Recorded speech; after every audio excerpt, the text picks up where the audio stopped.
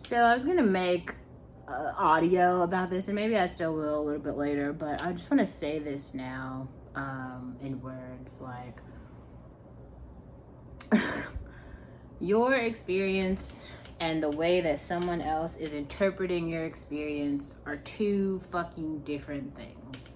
Like, you literally have the conversations that you are having with people, the places that you are going, the people that you know, your family members, your job, your dinner, your interest, your likes, your fault. All of those things are different from another person. And you guys could be like literally sitting right next to each other. And like, I just want to create a reminder that that's real. And like, I just also want to vocalize here, I don't know how you're doing. If I have not talked to you in the last week, I don't know what's going on in your life. I have no fucking idea. I'm like a stranger to you. If you haven't talked to me in a week, you have no idea what's going on in my life.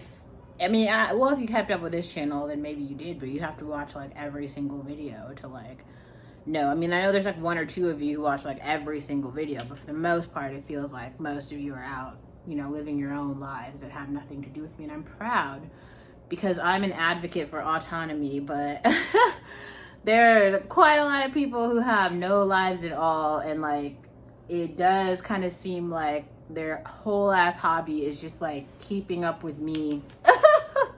It's hard to keep up with me because like I only post about 30% of my life online. And I actually have a lot of content. I've got over like 1,000 videos, and still only 30% of my life is online. There are so many topics that you all have never heard of at all, and they're like things that are actively happening in my life right now. So I'm saying that to say I am selective about what I say, when I say it, and who I say it to. For the most part, I don't fuck with you. Yeah, Olivia on the beach. I just don't like people. It's like most people I just don't like. And I've tried to work really hard to try to be a community member, and I learned over the last year and a half that does not work for me. I am not a community member. So yes, I like live in a place and I see people. I don't really care about their well-being though. I'm not invested in their future or their lives or their hobbies, their interests, their growth, or any positive thing that happens to them. In all honesty, I just don't care. And not even in a way where I'm like throwing shade. Like, I passionately don't give a shit. Like, what I care about, what I care about is my dinner, and I'm kind of invested in the puppy, but not even. I feel like the thought of the puppy is like fleeting, right? Like last week when I felt like, oh, I'm so passionate, I want the puppy, I started balancing the budget and the puppy would take quite a lot. I did see though that there's like the dollar store sells puppy treats, and on all the aisles there's like puppy treats in the same way that there's like baby treats and baby things. And it's just like, yeah, but I could spend that money on champagne. So why would I spend it on a puppy or another person? Like, that just, the math isn't mathing for me. It doesn't make any sense. So I think that that is too much of a commitment. So it's going to be a no. But we did have a second dinner tonight. So I do have kind of a topic I want to unpack, and I'm going to work on that. But I just wanted to pop in and say this like with my face to the camera and my words so that you know that I'm serious. Like, I don't really give a shit about your life. Like, good, bad, ugly, like up, down, rich, poor. I don't care. Like, pretty, fat, in a relationship, single, like whatever your fucking story is, like, I don't care. I also want to echo this with I don't care what you think about me. I don't care if you think I'm nice or I'm mean or I am nonchalant or I'm slutty or I'm uncaring or not, like, what. I am seriously at a place in my life where I don't give a shit about you being alive. Not even in a joking way. Like, I'm not really a person who sees how do you say, like, I'm a complete pessimist, but this isn't new. I've always been this way. I am very respectful, though. I do want to like preface it with that, or kind of give that, I want to insert that, like, if you're respectful to me, I'm going to be respectful to you, because like I do that is one of my values. I value respect. That is very, very important to me. I also value like people who like being alive and people who want to be alive.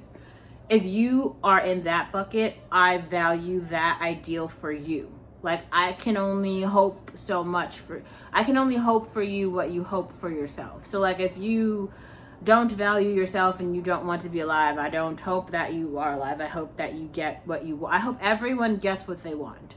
So like, the people who want to be successful, I hope that they are successful. The people who don't care about being successful, I hope they are not successful. The people who have an ambition to have dinner, I hope that they have dinner. The people who have an ambition to be single, I hope that they're like, I really seriously hope that everyone gets what they want. I'm going to get what I want. I hope that you get what you want. Like, and I heard Keita Rose say this, and I will seriously echo that sentiment. Like, for some reason, people have this thing where like they believe that if you fall, they will, like, if you fail, they will win. But like, if you've listened to the wise words of like quite a lot of men who've said this, like, who you fuck doesn't make me come. Like, wise men, that is like a quote. I heard it and I thought about it, and that is the most real thing I've ever heard ever. Like, what someone else eats or gets or does or accomplishes has nothing to do with you. I mean, it's like, it's probably a useful thing to be like happy for them, to support them if you do support them, because like, then they will probably be encouraged to support you, and you will like foster this sense of like support around other people, and hopefully it will encourage other people to be supportive. But for some reason, especially in the Black community, we've created this like, it's like a dog eat dog sort of situation where everyone just wants everyone else to fail, and like quite a lot of people are failing. There are not many examples of success. And so if everyone is simply talking about the degradation and the downfall of another person, who is talking about the success of a person? Like, who? Is there anyone at all? Because like, there's definitely no one alive who's all bad and who only does bad things all day. You can change the narrative and then just talk about something that's like not bad.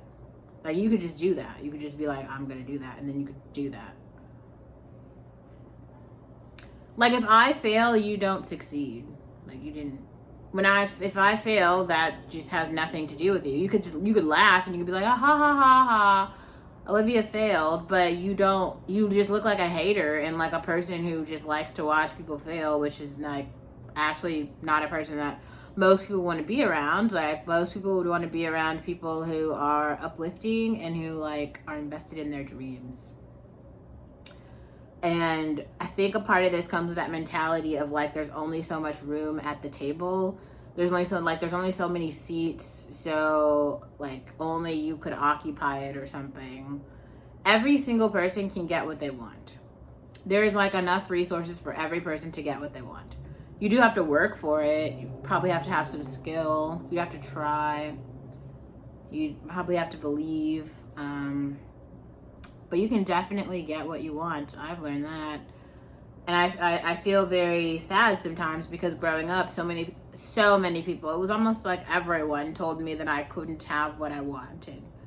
Like, every person around me told me like, you'll never get what you want. Every single person.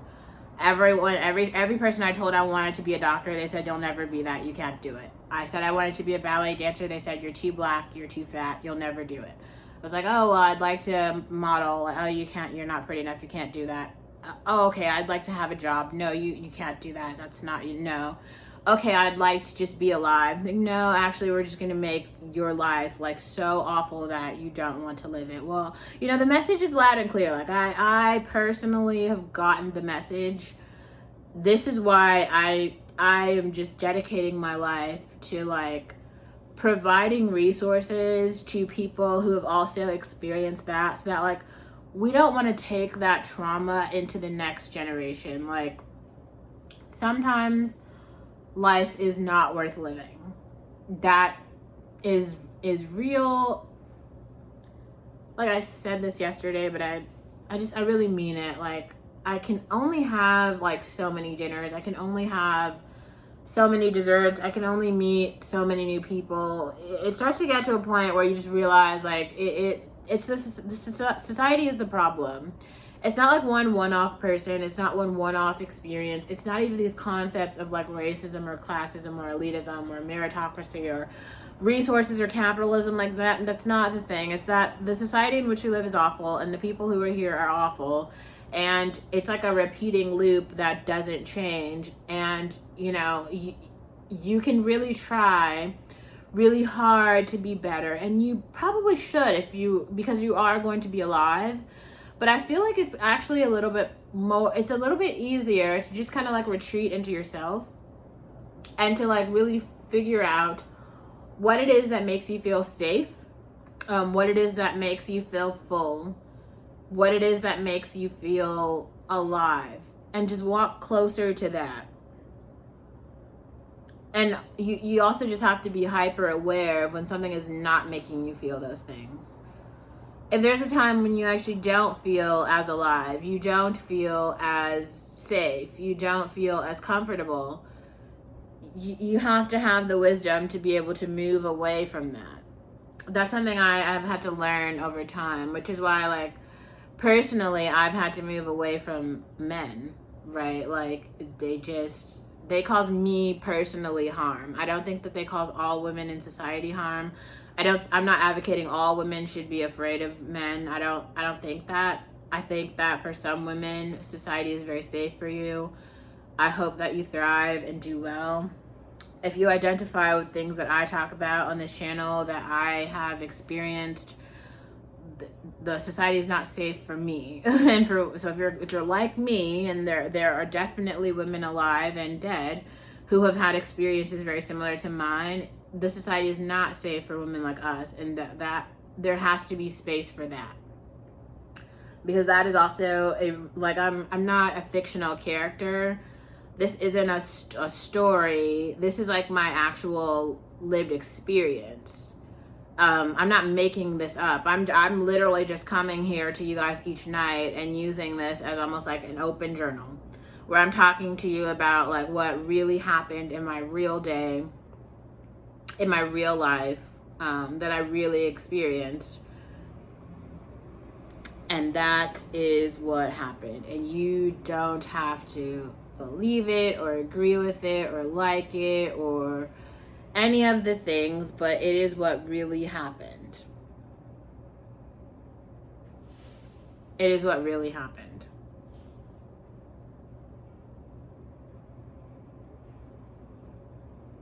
Yeah.